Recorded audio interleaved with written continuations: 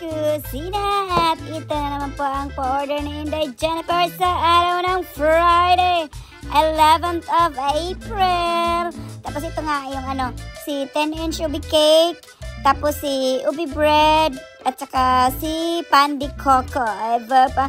Vote na lang talaga nung kasi nga pick up to ng aking customer ba. Bago customer ko ata. Thank you po sa pagpili kay Inday Jennifer. Sana po mag-order kayo ulit. Charot.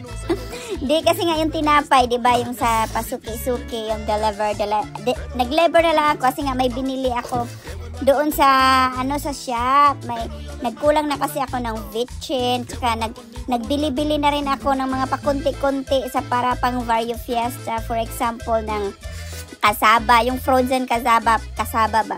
Kasi nga pagbultuhan ng pagbili ni Inday Jennifer, Diyos ko, malulula naman tayo sa papresyo din.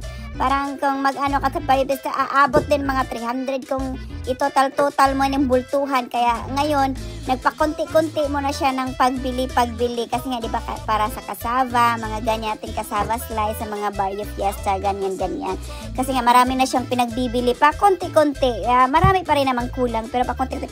Pero ito na nga, ang sabi ko sa aking customer, di ba, 10. Tapos nag-message na ang customer kasi parang may pupuntahan sila. Buti na lang talaga, timing, kasi nga, ilang minuto akong darating pa lang, wala pang 5 minutes. Nag-doorbell ng aking customer, pero naman yun, nag-message na sila na parang papunta na ata. Yeah, pero naka-reply nga ako kasi nga alam niyo na nag-drive ang first. Baka sabihin nyo, bakit hindi ka nag-offer ng delivery? Kasi nga pag ganito kasi na pag malapit lang, tapos hindi naman masyadong cake nagde-deliver na ako. Pero pag talaga, hinihintay ko talaga yung amo ko, kaya ang ino-offer ko talagang delivery yung sa lang, sa weekend, kasi nga andyan yung amo ko kasi. Tapos diba minsan nga magkakataon din kasi na marami ding pa-order, kaya hindi talaga na minsan ng weekday si Inday Jennifer, weekend lang ang ino-offer niya.